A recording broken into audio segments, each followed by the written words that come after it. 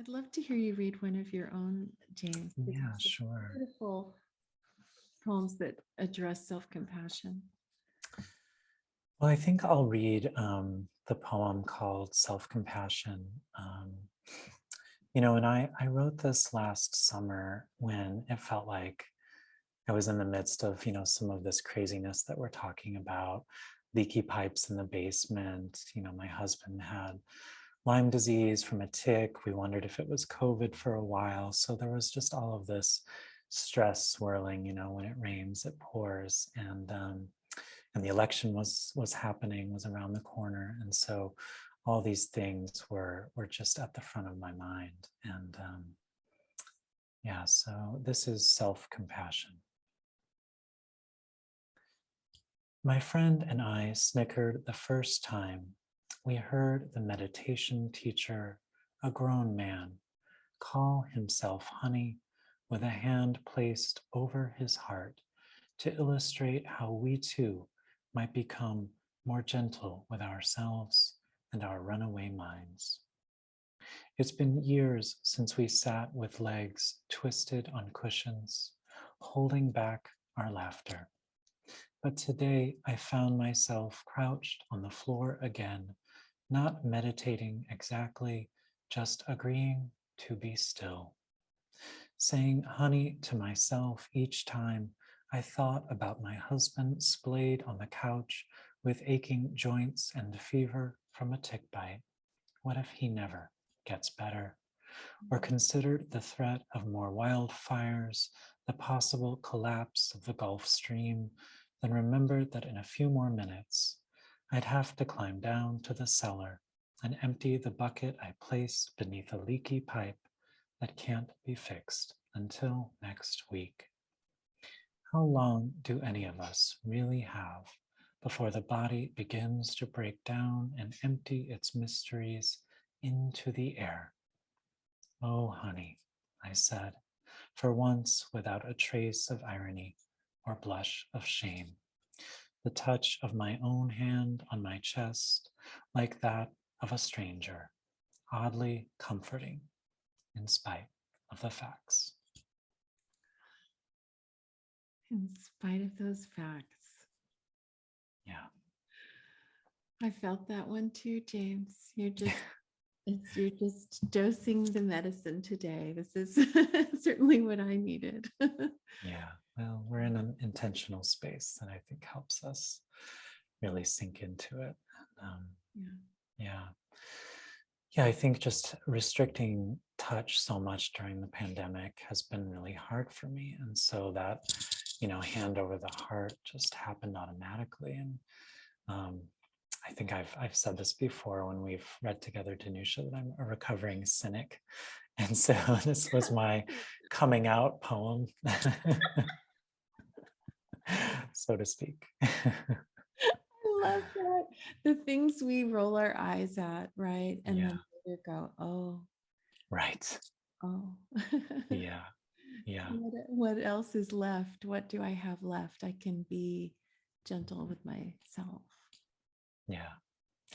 Yeah, it's almost like a parent telling a child, someday you're going to understand this and you're going to appreciate it. And it's like, I didn't get it when I was laughing in that meditation hall at the teacher, who was an amazing teacher, by the way, but we still snickered at him a little bit for doing the oh honey practice. But now I've had people tell me that they really appreciate that invitation to, Wow. just do that hand over the heart whenever they're feeling really tender.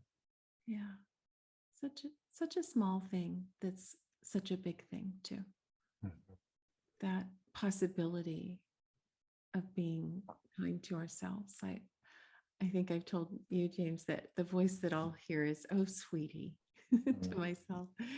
And I know that I need to sit and be still when I stop hearing that. Mm, I can go through my mm, days doing laundry, doing house things, and hearing, oh, sweetie, just sit. Oh, sweet. And then sometimes it's not there. It's like, oh, I need to connect. mm. Now, I think that's really useful for myself. to remember that once you stop hearing whatever the gentle voice is for you, once that gentleness is not there anymore, so the absence of it, or when it turns into what I like to call my inner gremlin, the voice turns really negative. When you stop hearing the other and maybe start hearing that one, that's a sign. And it can be really hard actually to break through that negativity. I know others probably feel that too, and yet it's when we need the most to just pause, and even if you don't want to call it meditation, just be still, whatever that looks like for you. Yeah, I notice even talking about it out loud that I think, oh, is that wrong? I shouldn't talk to myself like that.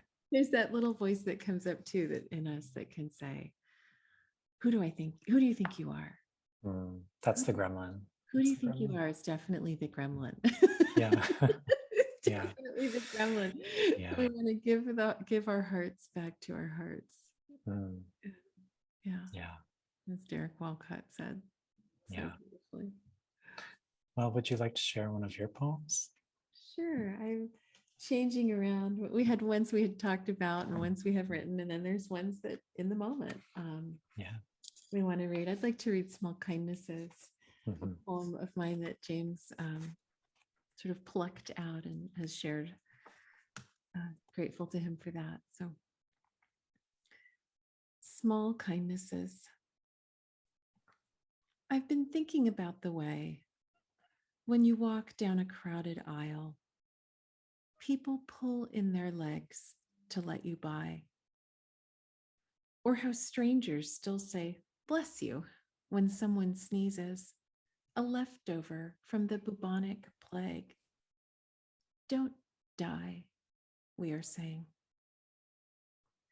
And sometimes when you spill lemons from your grocery bag, someone else will help you pick them up. Mostly, we don't want to harm each other.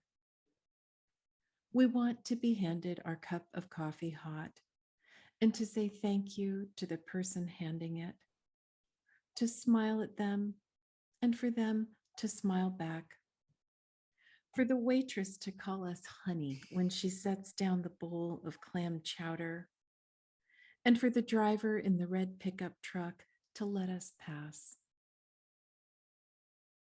We have so little of each other now, so far from tribe and fire. Only these brief moments of exchange. What if they are the true dwelling of the holy? These fleeting temples we make together when we say, here, have my seat. Go ahead, you first. I like your hat.